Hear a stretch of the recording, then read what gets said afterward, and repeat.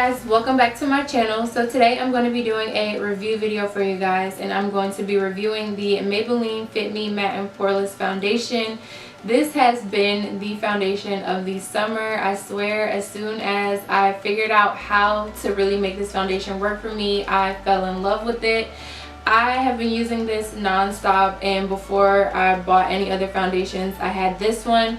This is just like a holy grail foundation, and it is so affordable, so you cannot even complain. Like, affordable plus really good quality is just the best thing ever. I am wearing the foundation today, and I just feel like every time I put this foundation on, my skin looks so flawless.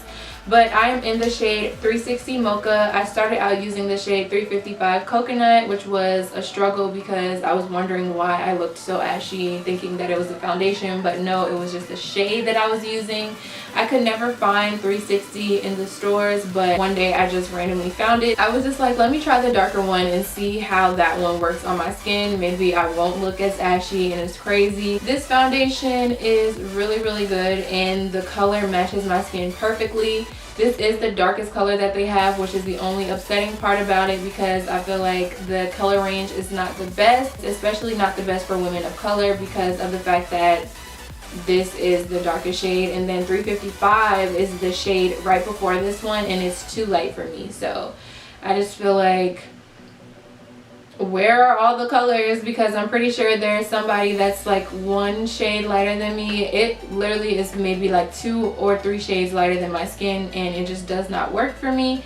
But 360 is a perfect match for my skin tone, and I really love it. I started out using this product with a flat top kabuki brush, but I realized that I like the application a little bit better with a sponge. So now, as you can see, I used it today. I use my beauty blender to apply the foundation, and it just applies it so flawlessly. It goes on evenly, and it just blends into my skin so well, and I really like the way that it works with the sponge versus the brush, because the brush was just having it just a little bit streaky in some areas. Maybe it was just the brush that I was using, but I realized that once I got the beauty blender that I do like the way all of the foundations that I own apply with the beauty blender instead of a brush. So this foundation is really good. This is the matte and poreless one, so it is for normal to oily skin, and I feel like I have normal skin, so it does good on my skin and it's not too drying. I don't typically wear makeup for a long period of time, but I can say that I've probably worn this foundation for at least 8 hours. I know some people go way longer than that, and I don't know how. I think that is a good time frame, because 8 hours is like a long enough time to have on makeup.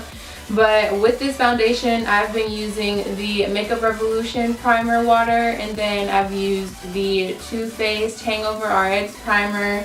I've used the Maybelline Baby Skin primer. It doesn't really matter what I put under the foundation, it still is flawless, and sometimes I even skip primer completely because my skin isn't super oily, so I don't need a mattifying primer, and it's already a mattifying foundation, and my pores aren't really that large. So sometimes if I'm rushing especially, I just skip a primer altogether with this product, and it doesn't make much of a difference with it. I do make sure that I apply my moisturizer, just because I don't want my face to get dried out.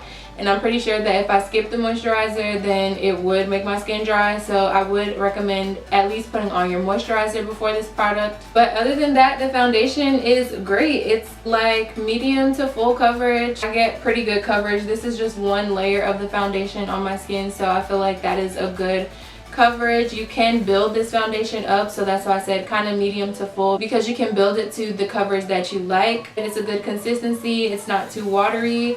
The packaging, I don't really like the packaging, just because of the fact that you have to pour it onto your hand like this, or whatever surface you're going to pour it onto before you put it on your face. It doesn't have a pump or anything, so if they were to make the product a little bit better, I would just say to expand the color range in the deeper shades, and also to just upgrade the packaging a little bit. Give us a pump or something. I mean, I know it's an inexpensive foundation, so you can't really ask for too much when it comes to the packaging, but something, because I really hate pouring this stuff onto my hand. I'm just like,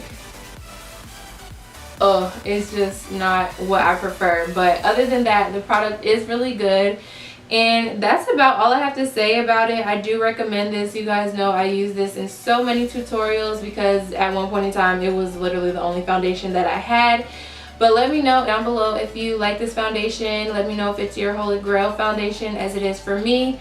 Give this video a big thumbs up if you enjoyed it, and don't forget to subscribe to my channel before you leave, and I will see you in my next video.